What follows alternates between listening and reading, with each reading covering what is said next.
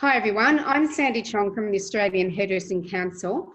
And as you know, well, I've just been informed, it was only 22 days ago that pretty much our lives changed. And for our business, it's been an absolute roller coaster.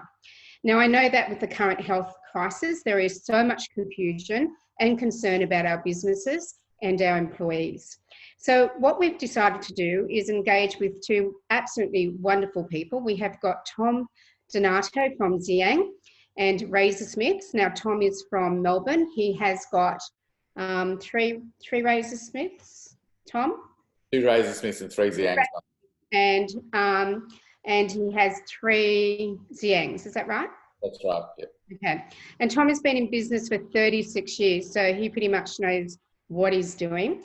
And then we've all got a very special guest, and we've got Mark McKenzie. Now, Mark McKenzie is actually the chair of the board for COSBOA. Now, COSBOA is the Council of Small Business Organisations of Australia, and the AHC is actually a member of COSBOA, and I am a director. Now, Mark is also the CEO of ACAPMA, and that's quite a bit of a responsibility. It's too big for me to actually explain what he does. I'm going to get Mark to actually explain what he does at ACAPMA. And between Tom and Mark, we're going to answer some of the most frequently asked questions of late. The really difficult thing is, as you know, things are changing so fast at the moment that things can change with the answers to these questions too. So let's do the best we can. And I'm actually going to hand over to Mark so he can just have a bit of a chat to you too, and then Tom's going to ask him some questions. Thanks, Mark. Thanks, Sandy, and hi everyone. You've probably seen I recently appeared on the AHC Facebook page, and it's been really interesting to watch the journey that you've been on, certainly in the last week or so. As Sandy said, I'm the chair of the Council of Small Business Organisations of Australia. It's a national body, so effectively it has 33 industry bodies that actually represent different sectors. And the way to think about it is, if you think about every shop or retail store that appears in a local town centre, pretty much we actually comprise the associations that represent them. So we've got the Pharmacy Guild, Australian Lotteries and Newsagents Association, the Australian Hairdressing Council, as you know, my organisation, which effectively represents people who haul fuel and the people who sell fuel, so the service stations. And then we've got the butchers in terms of the Meat Industry Council, the local bookkeepers. There's 33 of us. And basically what we do is talk about issues that are affecting small business as a whole. So we don't pursue our own agendas. We do that separately. We're big enough and ugly enough to be able to deal with that. It's more about where we've got common agendas. We actually caucus together, and it's become a pretty powerful lobby group to actually work directly with government and really bring the voice of small business into those considerations. So that's basically my background. I think, as Sandy might touch on a little bit later, I've got a stepdaughter who's actually in the hairdressing industry. Her and her husband run 11 salons, and I'm going to push for them to become a member of the Hairdressing Council, Sandy, because I actually found, to my dismay, they're not. But you know, it's been really interesting to have a look at what's coming through the Facebook page, but then to also hear what's coming through in our family about the pressures that you guys are under at the moment. Perfect. Thank you, Mark. So, Mark, if we can start today by if I could ask you a series of questions on a number of different topics. So maybe about 4 different topics.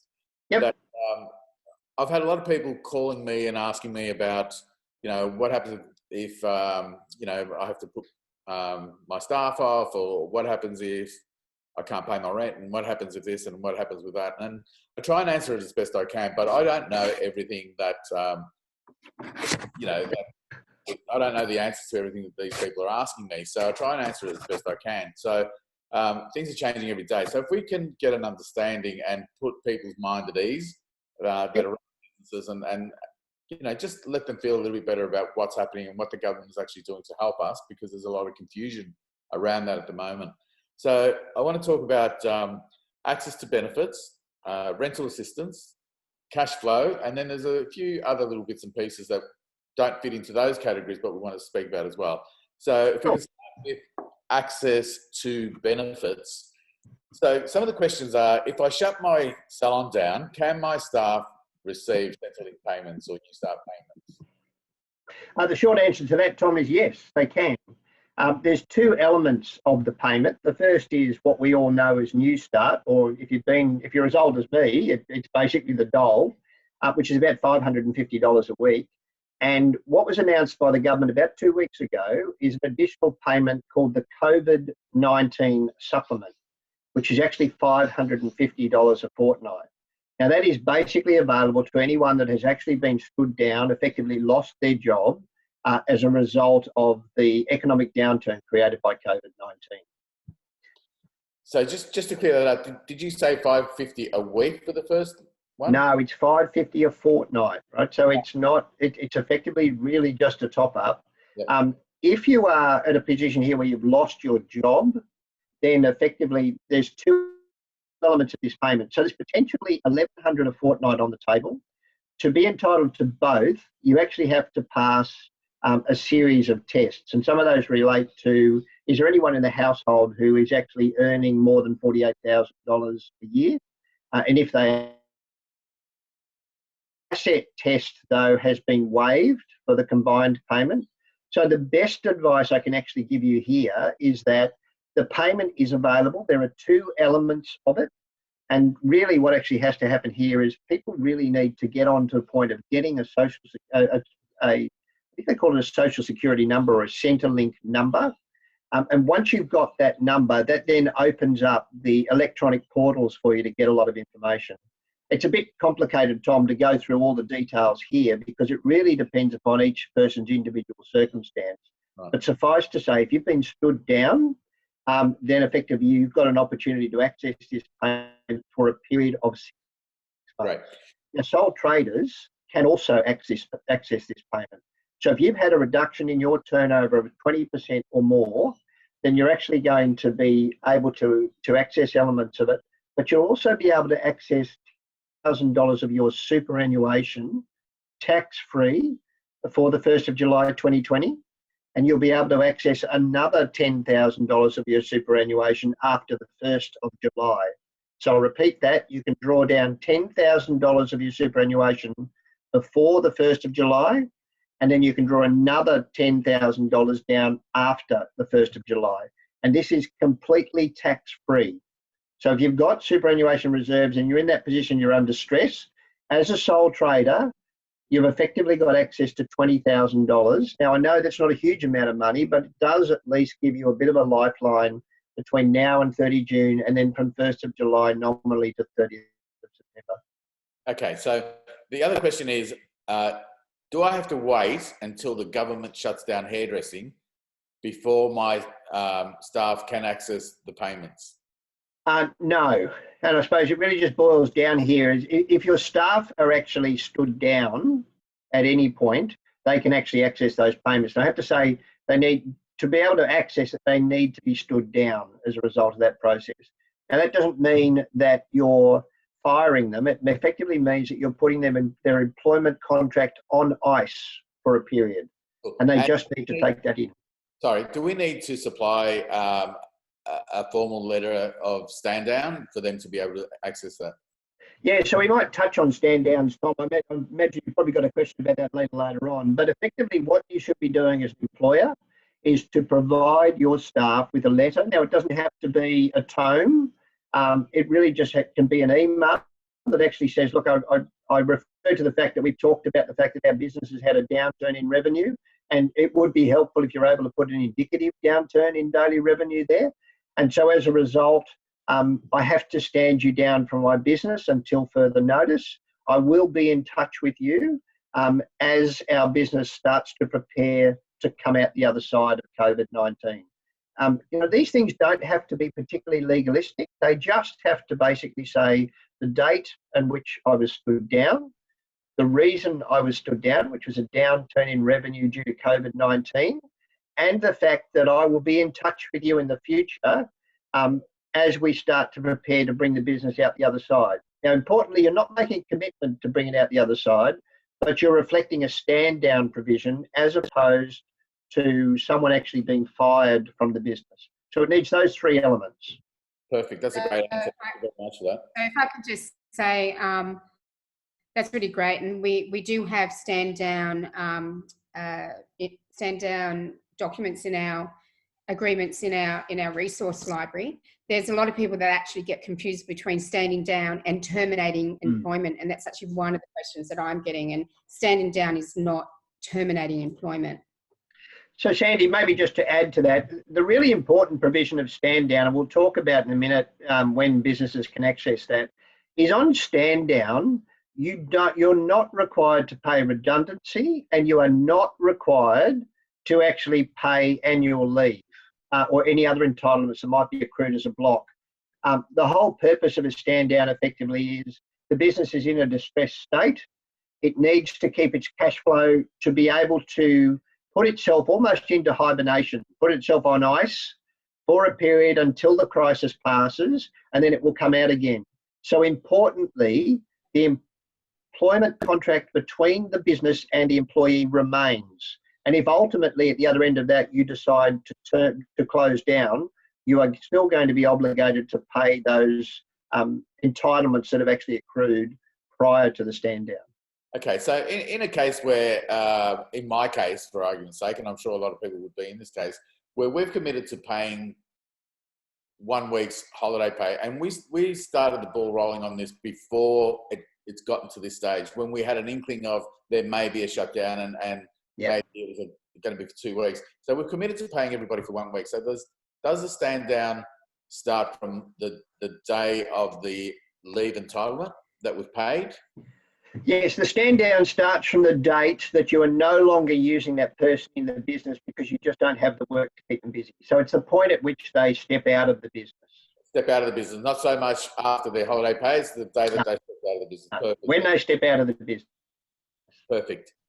So, and just Tom, just on that point, I mean, if there's a business, you're in a position to be able to provide support like that. It's great what you're actually doing. And I am hearing stories of some employers that are saying, look, I want to look after you. I'm actually going to provide a little bit of income there. But what I would say to you as a business owner, the whole goal for all of us as an economy is that you as a business come out at the other end so that you can create jobs or reinstall the jobs that you've created over the years you've been in business. So it is a judgment decision for individual businesses. There's no hard and fast rule in this, but the stand down provision, the date is the date they walk out of the business, irrespective of whatever else you do in the background. Perfect. So, so there's a question here: is can staff access Centrelink funding if they are still employed but working less hours for both casual and casual hairdressers and apprentices? Yes, they can. Now, this one gets a little difficult because it actually depends upon what other income you're coming into the house, what other income's coming to the house. But my understanding is that up to $1,000, you can access the COVID-19 payment up to $1,000 of income per week. It obviously comes off as you start stepping closer to that, and people would need to actually get that information from Centrelink once they've actually put in an application for that COVID-19 payment. So the answer is yes. It will vary depending upon how much additional you're earning. Perfect. Now, somebody was told by Busy at Work that technically an apprentice must currently be terminated from employment and their apprenticeship cancelled to access any funds available. Is this true? No, that's wrong, and that's absolutely wrong. So there's not a lot of things that are absolute here, but employers of apprentices and trainees, if you employ less than 20 full-time staff, you can actually apply for a wage subsidy now of 50%. So 50% of that apprentice's wage, up to $7,000 per quarter for each trainee and each apprentice that you actually employ. So this has been, applies to trainee and apprentice wages paid from the 1st of January. So it's backdated. Important, it's backdated to the 1st of January to the 30th of September. And it's up to a maximum of $21,000 per eligible apprentice. So that's effectively 3 quarters, the March quarter, the June quarter, and the September quarter. Perfect. So somebody's gone, if a staff member only works 5 casual hours per week, can they choose to not work and then go to Centrelink and say that they're not getting any work shifts? Yes, they can. So it's the same sort of situation. So talking about a casual in this circumstance, to just clarify? I guess so. These are questions sent to us from some members. Yeah. So if someone actually steps down and says, look, it's just not enough for me to continue to be employed, or I'm worried about the contagion risk, a lot of casuals are actually doing it that at the moment. It would be helpful for the business to actually go through a process of aiding them with a stand down letter in those circumstances that they can then utilise to actually indicate that they're no longer being employed within the business, even on a casual or a very modest part-time basis. So yes, they can access those payments. Okay. So the next couple of questions that I've got here, you probably already covered, but this is, I just want to cover on the next subject, and that is for assistance to the small business. What's in a small business? How do we access that assistance to the small business? And what does it mean for us? Okay. Now, this is really difficult, this one, and you can't answer it in a single message, because it does depend upon in which you are actually operating.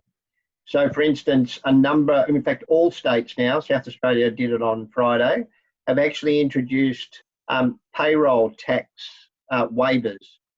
In the case of Victoria, they're actually going to repay your payroll tax from the 1st of July last year through to where you are now, and then waive that through until the 30th of September. In New South Wales, they've used a scheme where they're actually forgiving payroll tax up to a said limit as well. So from that perspective, I would suggest to people, and I can certainly work with Sandy, where we just provide some really quick pointers, but in each state and territory, probably the best place to go is actually the Small Business Commissioner in each state and territory.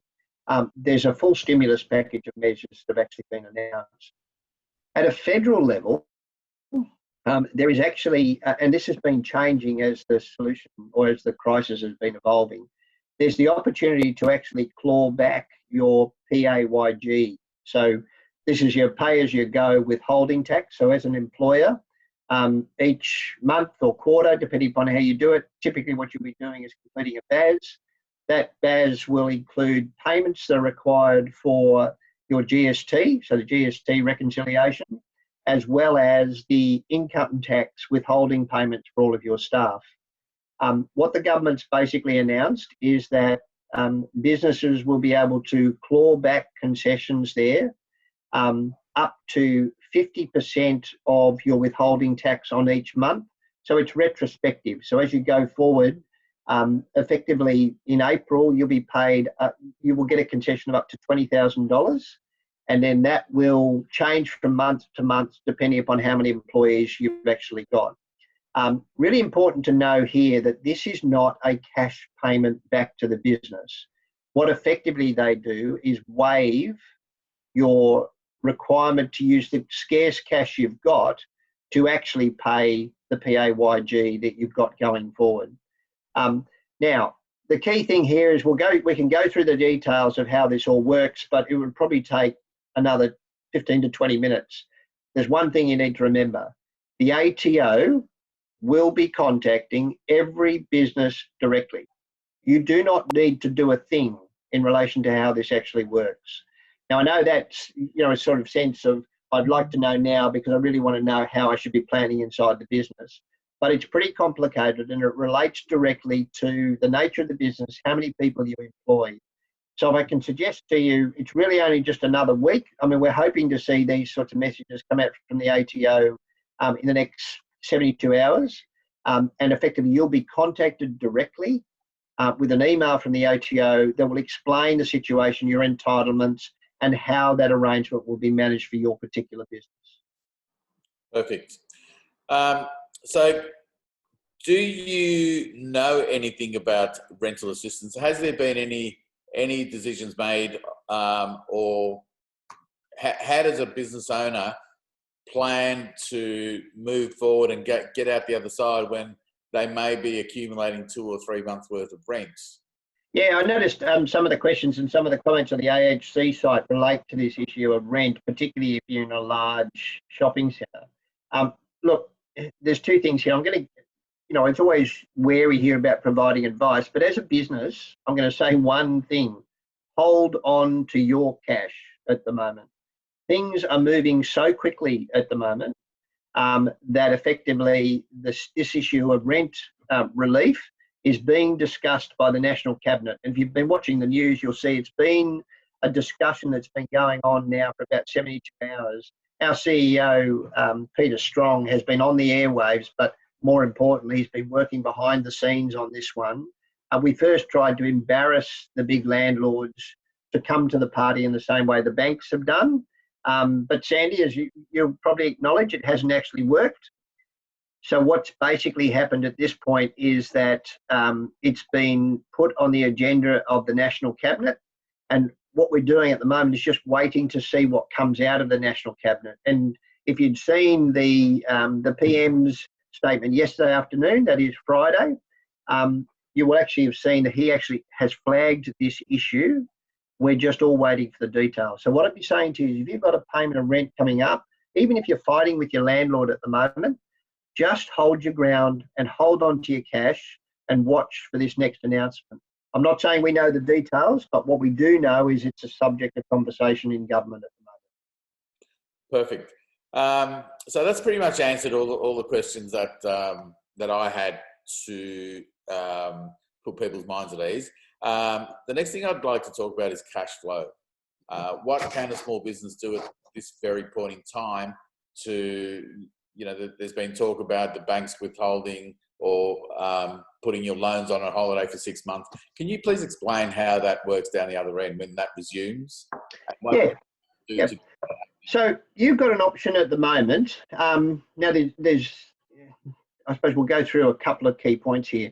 If you bank with a major bank, then effectively you have the option to approach that bank and seek a loan holiday for the loans that you actually have with that bank. Now, importantly, that's not just your business loan. So you might have something that, might be a line of credit that you're using to actually manage your cash flow. So that's obviously one for which the repayments are associated with that wouldn't continue. But if your mortgage is through your business or your car payments are through your business, you also have an opportunity to go to your bank and freeze those payments. This is available to businesses not just of a very small size, it's actually advanced on the basis of your total borrowings. And so this facility is available for total borrowings of up to $3.1 million. So that would cover most of the businesses in this industry. And if you happen to be over that, because you've got a lot of salons and you've got repayments on your own sites or sites you might own elsewhere or property that you actually own through the business that's not involved directly in your industry, and you're over that $3 million, you still can get access to this 6-month holiday on your loan repayments. It's just a case of you've got to provide a little bit more information. The test they use is basically if your business was relatively healthy in the 6 months leading into this crisis, then effectively you're almost automatically going to be given this. It's, I suppose we all know it in terms of home loans, it's a low document application. You really just need to say, I'm a business, I bank with you, I've actually suffered a very significant downturn and I'm actually seeking a loan holiday. Now, it means you won't have to make repayments over that period. You will, however, accrue interest. Now, that interest will actually be what they say is amortized or spread over your loan repayments in the future. So you don't get a nasty surprise at the end of 6 months, and you don't get a nasty surprise at the end. Let's say you had a car loan of 4 years. You take a loan holiday for a repayment holiday for 6 months. That means the interest that you earned over that 6 months will be spread equally across your monthly repayments for the remaining 3.5 years. So it might increase your loan payment a slight amount, but there's no nasty lump sum payment at the end of that 6 months, and there's no nasty lump sum payment at the end of that loan. Perfect. What about, is there any update on the freezing of any other business debts, i.e. overdrafts, credit cards that you might use for business? They're all included, Tom. So really my advice here is if you're with the first tier lenders, so the major banks, get in touch with your bank manager. Right now, we have been involved in this process with Anna Bligh, and in fact, the chair of the ABA, Matt Common, who's the CEO of CommBank. The two of those two people there have done a magnificent job in setting up this facility. Like all things, though, you know, the banks and your business banker tends to be a little confused. Things are improving now, so my suggestion would be to actually go and have a chat with them and to be fairly relentless about chasing through your payments. Don't take no or I don't know as an answer first. Keep going at them. And I suppose the key point there is if you're getting the wrong advice or you're getting in trouble, I'd simply say come back to Sandy.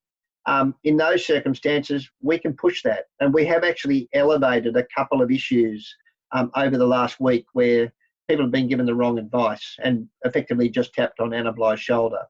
Now, that's first tier lenders. There is a situation at the moment with second tier lenders. So this might be people like a Sander, Custom Group, a range of people who are not banks, who basically lend capital to business, they provide car loans and so on. They're what we call second tier lenders. So they get their money from the banks. They have been excluded from this loan repayment holiday at the moment. But as of yesterday, the Deputy Chair of COSBOA has raised this with Anna Bligh, the Chair of the Australian Bankers Association, and also spoken to Westpac, who do a lot of the wholesale funding to these second tier providers. And suffice to say, Tom, while there's no joy just yet, it is a work in progress and it's a priority that we're working on at the moment. Perfect. So can you just explain to us what the rules are about trading insolvent and not paying bills? Okay, so trading insolvent is where you continue to operate your business, but you don't have enough cash to meet your forward obligations. So that basically means any payments that you might have, they might be rent, they might be staff wages, they might be invoices for products that have actually been supplied to the salon.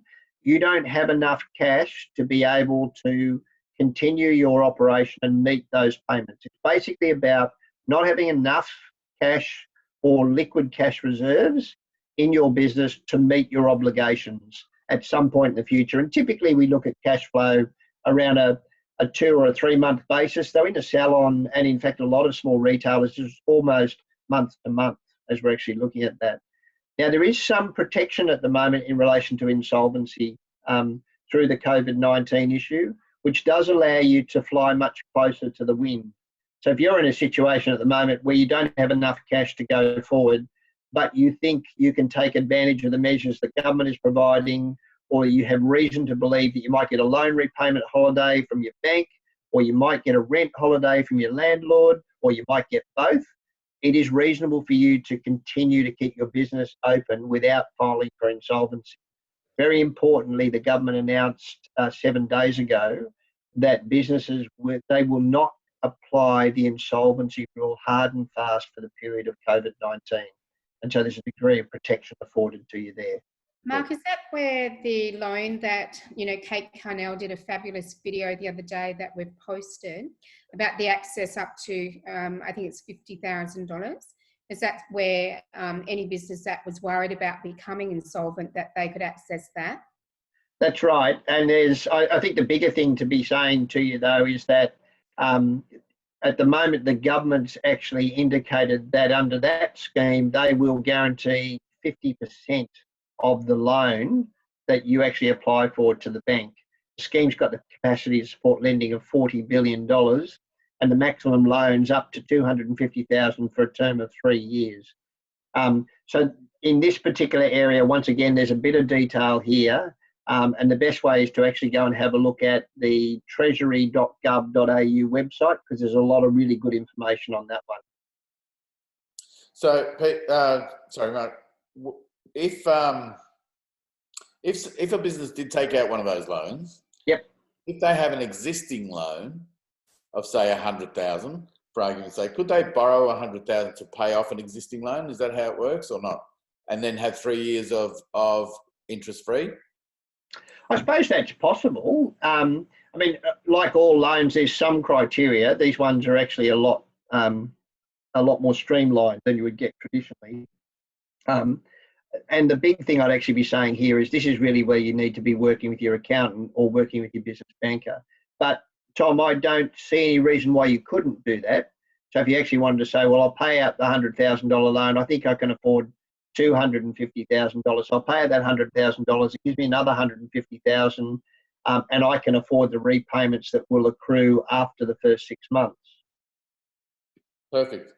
Now, so somebody was asking if we make retail available to clients to purchase whilst we are closed, does that affect the Centrelink benefit? So if we're trading outside of hairdressing?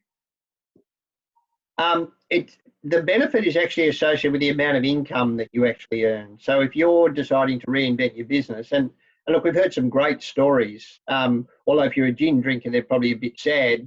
You're getting a lot of the boutique gin distilleries that are actually shifting from making gin to actually moving to produce sanitizer, because it's effectively an alcohol-based product. So we're going to end up with a gin shortage, I think, as we emerge at the other end of this. But those businesses have shifted gear pretty quickly. They had to apply for an application to be able to do that. And so in that area, while they're down low in income, so if they've got a more than 20% fall in their revenue in their business, they can apply for the COVID-19 supplement. But as that income grows, if that business becomes successful and they sell lots of sanitizer, the eligibility will reduce pretty quickly because effectively the business should be earning money. I think, That's really nice. Yeah, this is an important point, Tom, because what we're now starting to see, particularly in the businesses that were in the tourism and the hospitality area, is they've gone through that sort of, oh shit moment. You know, what am I going to do? All my business is actually dried up. It's natural at that time to literally just go into personal hibernation. You become grumpy around your family. You know, you're really in a pretty dark space, and that's where we all need to help each other through that process. But it's been interesting to look at the tourism and the hospitality area because that occurred for them about 2 weeks ago. And now what we're starting to see is a whole series of businesses reinvent what they're doing.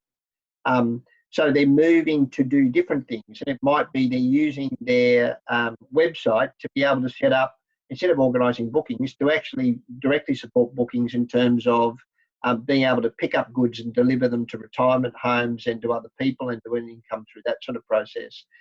We've had florists who basically all the businesses actually dried up.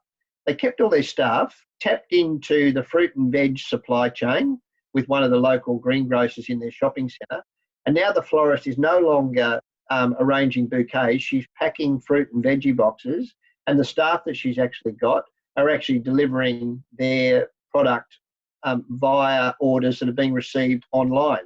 So she's still got the same website. She's just changed it very quickly to say we're actually doing fruit and veg orders, adapted the page so that's on the front, and away she goes.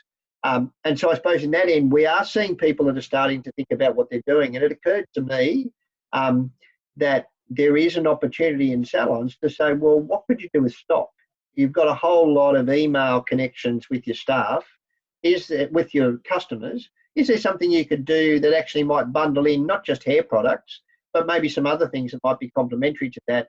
And could you access that through the suppliers that you've currently got? That's maybe not something for now because we're a very deep space here in terms of hairdressers and working out whether they're going to be closed or not. But it is a case of starting to think there are things you can do with cash flow that won't upset that payment, that will not stop your eligibility to get the bank loan repayment holiday for 6 months, but maybe bring some additional cash into your business. Perfect. Now, just on the subject of other little things that people were wanting to ask and have answered. So one person said, if I'm staying open to do retail only and the government shuts down hairdressing, are they still allowed to continue trading? Yes, because you're not doing hairdressing. Perfect. So this is really about, and I think, you know, we've got into this idiot debate that was started by Premier Dan Andrews and Gladys Berejiklian last Sunday, and I was thinking, it was almost 2 weeks ago, but it was only a week ago, where effectively they started to introduce this thing called essential services and non-essential services. And the argument was, if you're an essential service, you can actually stay open. And so what we actually had at the start of the week is everybody vied to be deemed to be an essential service. Now, there is a specific definition of essential services under Australian law. So if I get into a situation where I get a natural disaster or a state disaster, what the state and territory governments do is actually declare a state of disaster or natural disaster or a state of emergency. And in those situations, they can actually control the supply of essential services. So they are food, water, energy, and health services. That's it. That's the only things that actually qualify as essential services. It's very unfortunate that the discussion last Sunday was premised on saying, well, we're going to use the term essential services in a very different way to define the businesses that we will force to close down and the businesses that we will not force to close down. And it was almost this arbitrary list that actually started to appear. And what happened in the Monday and the Tuesday after those announcements is we got a whole lot of industry associations that lobbied pretty hard to say, we want to be deemed an essential service, we don't want to be forced to close. And with respect to Ben Carney, who's one of our board members with the Australian Lotteries and Newsagents Association, he rightly pushed for his businesses to be excluded from any closure. But it's hard to argue that a newsagent is actually an essential service. But the merit or the motivation very much was, I want my industry not to be forced to close down. It's been really interesting that by the time we got to the end of the week, we've got a whole lot of industry associations saying, close us down, because it actually gives us very strong clarity around stand down provisions, around not being able to pay rent, eligibility for the loan repayment holidays. It removes all that greyness. And so it's been interesting. Your industry itself has probably gone through that process. For a lot of you at the start of the week were thinking, no, I don't want to be closed down. And then at the end of the week thinking, look, that's probably the best thing for me at this stage, and I try and do something a little different. Not saying everybody, but that's certainly the sentiment I saw shift in the Facebook page that you've actually got there. And that's been generally what's actually happened from here. Yep. What I'd say to you is the Prime Minister's language changed on Wednesday night. He started talking about non-essential services will be forced to close. And the basis for that is non-essential services for which there is a contagion risk. That is, people are in close proximity by the nature of their business, or there's large number of people that are gathering in an environment that cannot be easily sanitised. They're the essential services. They're progressively moving to close down and classify as non-essential services. If ultimately that's what happens with hairdresser, if you're operating retail and still selling out of your store, you can still do that. You just can't do hairdressing activity. Perfect. So one member asked, what evidence is needed to meet the Fair Work Act S524 and justify a forced shutdown? Yeah. This section 524.1C, which is a specific clause that everyone's actually referring to. And as an industry body, I've had numerous conversations with Sandy on this one.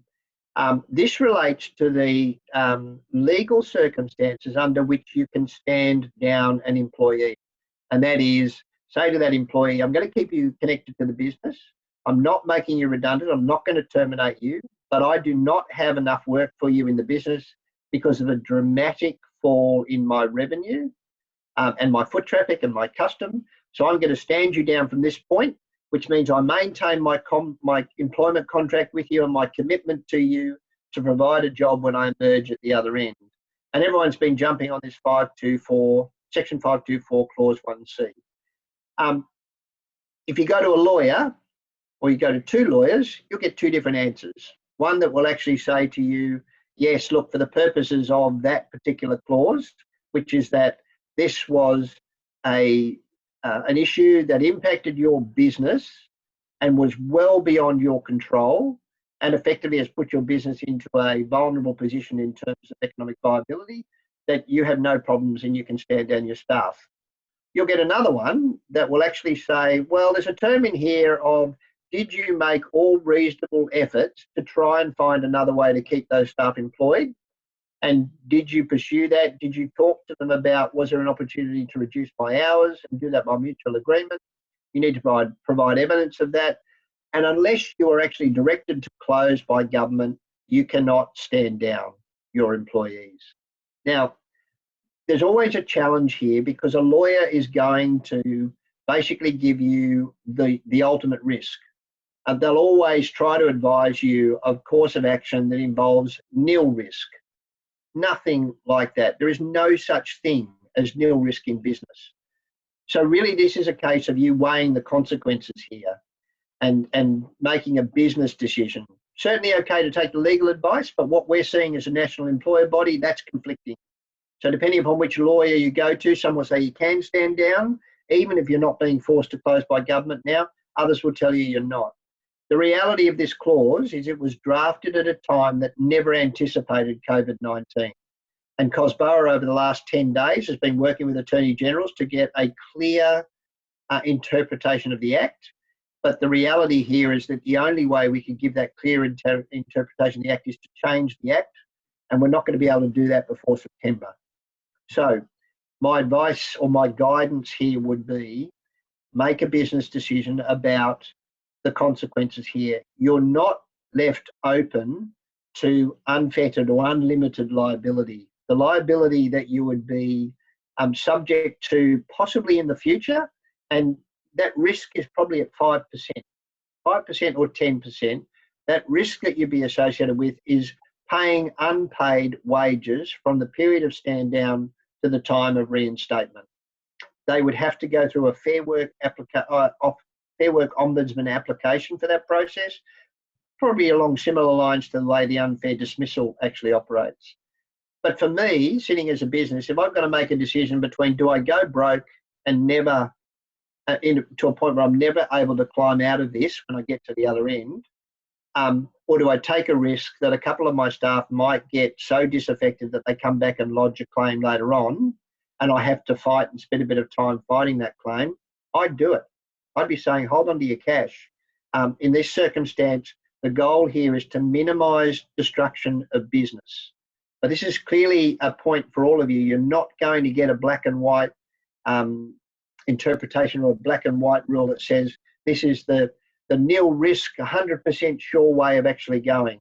This becomes a judgment between, do I actually spend $80,000 or $90,000 in paying out entitlements, which reduces my ability to start up my business at the other end of this, compared with the fact that I might get a claim that's lodged with the Fair Work Ombudsman, which for all intensive purposes might not stand much of a risk of being successful, but it might be $5,000–6,000 compared with draining all my cash flow and my ability to open my business at the other end. For me, it's a pretty black and white decision. I think we're getting caught too much up with the legal advice where even the lawyers can't agree. This is a time where you make a business decision. That's a fabulous answer. Thank you so much for that. I'm sure that will put a lot of people at ease. One of the other questions is the Victorian government announced additional payments for those businesses that did not receive the payroll tax refund. Who is eligible? What about other states? So the payroll tax refund, the only state, I'm not sure, it might be someone who hasn't actually caught up. My understanding now with announcements that came from Tasmania on Wednesday and South Australia yesterday, and I think South Australia might have done an update today, I just haven't been close enough to it. Every state now has access to payroll tax provisions. And so what I'd be basically saying to you there is contact your, in each state, actually contact Treasury or the Premier's office in terms of getting that information, the Premier's department. So my understanding is that that information is being flowed out to business by all the small business ombudsmen in each state and territory. So I suppose, Tom, the short answer to that is I'm not aware of any state now that does not apply payroll tax concessions. They do vary markedly, though, between states, as we talked about earlier. Perfect. Now, we did touch on the superannuation and how we're able to claim the 10,000 and so forth. Does this include sponsored or overseas workers who have been paid super? In terms of superannuation, Is that what you're asking? Yeah, in terms of superannuation. Look, the short answer to that is I don't know. Can I take that offline and I'll come back through Sandy with that? We'll try and get an answer on that one.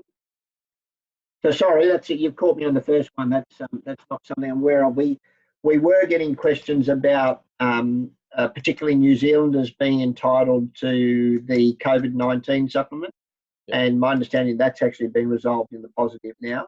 But I'll take that one away, Tom, and come back to you and Sandy as soon as I can get an answer on it. Okay, so can we touch on the benefits to overseas people working here? Is there any? It actually depends on their status and their visa status. So what I'd be suggesting there is anyone working in that situation should actually make contact with Centrelink in the same way. At the moment, this is an area where there isn't a lot of clarity at this stage. And also, Tom, I spoke to Home Affairs about that, and they said to also keep an eye on their site, homeaffairs.gov.au, because there's so many different visas. Yeah. Just that they've got a coronavirus update on their website as well. Perfect. Are you able to put that link up on the AHC website, please? Yep. I think you're on mute. Okay, and the last but not least question that we have here is: are company directors or trustees eligible for benefits?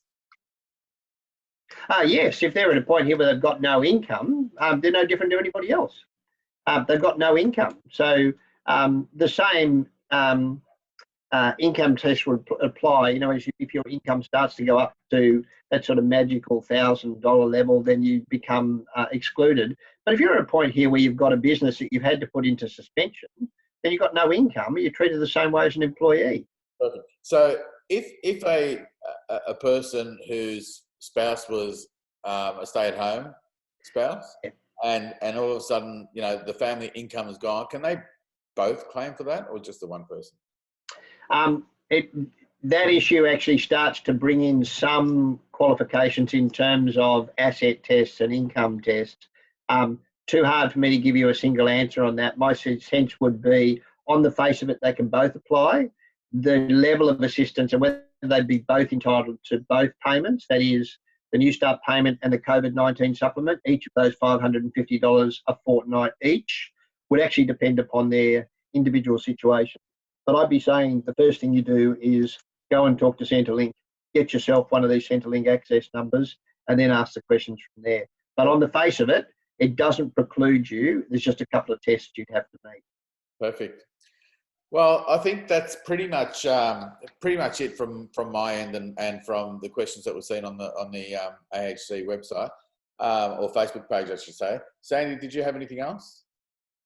No, I don't. I just, I'm a bit blown away by just how knowledgeable you always are, Mark. Like, I always go to Mark if I need to know anything. So just so you know, everyone thinks I'm so smart, but I actually just ask Mark everything. And if it's not Mark, so, and then I come back to you with the answers, and, you know, they're so generous with their time.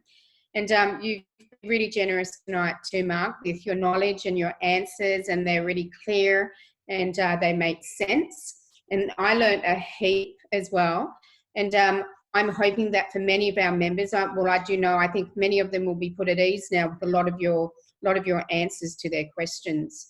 Can I just add a point here, Tom and Sandy, and I suppose it relates to the journey your industry and all the business owners have been through, particularly in the last 72 hours with this, the case. I think, you know, from what I understood talking to Sandy, and I mean, you're very generous with your comments on my knowledge, but really here it's a case of I've worked with Sandy and David Gandolfo from Commercial Asset and Finance Brokers. We've got a board of industry bodies where we are talking constantly. The conversation, as Sandy will probably tell you, starts about 6:45 each day. It has for almost 14 days now, and I think it finishes at about 1:45 midnight when we get to the point here where we've got fed up with communicating issues backwards and forwards on WhatsApp. So that's where the knowledge comes from. But you've been through a hell of a journey as an industry in this last week as business owners. We're just starting to go through it in my industry now. In the last 48 hours, we've seen a significant drop-off. But I can only imagine the anxiety that is sitting amongst many business owners at the moment, and you're being given, I suppose, a whole barrage of assistance measures that are being provided at federal and state level, and they're constantly changing. We're going to get another one in the next, day or two. We don't know exactly when, but we're told that we're working on the next measure. This is a time, I think, where you try to build the strength inside your networks. It's a case of helping each other. I was, I suppose, a little bit disappointed. It's probably not my place to say so, but I saw a lot of negative comments that came out on the Thursday, particularly directed to Sandy, around what was she doing enough in this particular space. Yet what I saw in the background is someone who had taken on effectively all the woes of the industry and was championing that back via COSBOA into Mercadia Cash, into any minister that would actually listen, while also having to deal with the stress of her own business in the background. Perfectly understandable, the comments that are actually flashing through there. I think this is a time when we're all anxious. But I think the thing I wanted to say here is we're all being uniformly hit. This isn't like a bushfire where there's just one area of the country that's being hit. Everybody is in this, which actually means that the response is one that has to deal with every business. You're not alone in this process as an industry or as an individual. There is a constant process here of communication, and one of the things that I certainly, in my role as COSBOA, commit to do is to continue to work with Sandy. When we go into a closure process, we go into isolation, just be assured that COSBOA will be working hand in glove with AHC in the background to make sure assistance is actually provided, but more importantly, to start to focus on the measures that need to be put in place to allow business to come out of hibernation. So I'm just really in a case when we all get faced with this sort of anxiety and stress, there's always a sense of internalising that and thinking we're the only one. It becomes a bit easier when you're able to talk about it and share with the fact that everyone is getting involved. And Tom and I had a conversation offline. There's two health challenges here. One is about the virus, but the other is about the mental health. And this is really about, once we've got through the real shock that you've been through, and for you, I think a lot of that came on Wednesday and Thursday of this week.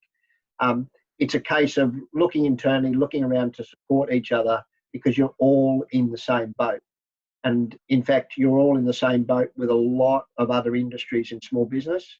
That's not to say that it's not important, but it's to actually say that collectively we're all working about how we steer through this. The big problem is that different businesses are going into this at different times. But this is a level of economic damage that most of us, in fact, I don't think any of us had been around last time it occurred, which was the Great Depression in the very early 30s. But we're running businesses and we feel very vulnerable. The government is listening. Sure, there's problems with communication going backwards and forwards. And to some extent, they're reacting rather than leading, because no one has been anticipating how quickly this moves. And I go back to Sandy's comments. It's been 22 days since this first started, but probably for a lot of us, it actually feels like it's been 6 months. Yeah. So look, I don't mean to preach on that at any point, but at this time, it's really a case of knowing that your industry association, people like Tom, the broader Federation of Industry Associations, COSBOA, will not go to sleep as this industry effectively gets put on ice, as a number might, other than those that decide they can find other ways to continue to operate. But we'll be working hard to make sure that government is putting in place the measures so that at the appropriate time, when the health emergency is over, businesses can actually climb out of that. So thanks for letting me make that statement. Thank you. Thank you so much for your kind words too. Because I think that we are all in this together, and I think that at the moment for everyone, emotions are incredibly high. Yep. And there are people who are obviously frustrated and they're angry and they're blaming, and and that we're all anxious. We're all anxious and we all feel vulnerable. And we're looking for someone who has the answers immediately. And, you know, one of the reasons why I wanted to have you on here, Mark, is you're such an authority on so many things, and you so easily answered every question that Tom put to you that, you know, are the most common questions at the moment that are coming out in our industry. I just really want to give you a heartfelt thank you because, you know, you've helped me so much personally. Mark knows I had an absolute meltdown on Wednesday night when I realised I would close my own business of 35 years. I sobbed. I actually sobbed to Michaela Cash as well. It's pretty embarrassing, I think. And I said, it's okay, I'll come back stronger. So, you know, it's okay, it's all good. And I only just needed one good cry, although I did cry Thursday again. But I guess my point is emotions are high, and, you know, we've got to really remember that and not attack each other, you know, not to criticize each other. It doesn't matter what anybody else is doing. We're here to support each other at the moment. We're all in this together. But Tom, I really want to thank you as well. And yeah, thank you so much, Tom, for putting the questions to Mark, Jenny Burns for putting the questions together. Thank you everybody who's come onto the Australian Hairdressing Council to have a look at this. Obviously on our private pages for our members, we have got a lot more information. The only advice I would give at the moment is make sure that you do communicate with your staff, each and every one of them, because they're feeling incredibly vulnerable right now. The other thing is make sure you communicate with your clients, whether it's phone calls, EDMs, SMS messages, social media. You know, that's really important at the moment. And last but not least, you know, our staff really do feel vulnerable. And probably the one thing that I'm not happy with is any of the clients who are bullying our staff to do their hair at home, because I know that's happening and it's coming to me, you know, where they're private messaging them or contacting them directly. It's like, well, you can't do my hair in the salon. Can you do my hair at home? And, you know, I feel the salons would be a much more hygienic place than someone's home. So just that's my last message is, you know, don't feel bullied by any client. You've got to look after your health and your family first. And that's really important. But anyway, thank you so much, Mark. You've been amazing. Thank you for your time. And to everyone at the AHC, we will keep you updated. You know, for those that are members, make sure that you follow our private page. And yes, we will also update things on our open page as well. But we wish everyone the very best. We hope that you are all well, and we hope that you all stay safe. Stay safe, everyone. Okay. Thanks, Andy. Thanks, Tom.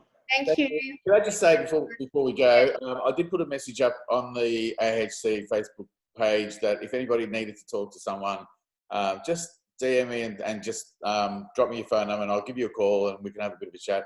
It's amazing how many people have actually contacted me. Most of them not AHC members, but people that I know in the industry. And after about 5 minutes, it's just so much more clarity and they just feel a lot more at ease. So I'm happy to do that for anybody. So let me know. I'll give you a call and, you know, we'll just have a quick chat and get through this together. That's great, Tom. I think it's important to make sure, you know, we all know we're in a really great community with the AHC, and yes, and even those who are not members, but we're just going to remember to support each other. And as Mark said, it's not just our industry, it's the whole of Australia. You know, we're all feeling like this and emotions are high. So we just got to be a bit patient, a bit tolerant and a bit understanding. And sometimes there's a lot more behind that emotion. So we just got to, you know, let's all just be a little bit more understanding of each other and supportive. Yeah. Okay. Yeah. Right. Thanks, guys. Thank you so much. Thank you. Okay. Bye, everyone from the Australian Hairdressing Council. Okay. Bye.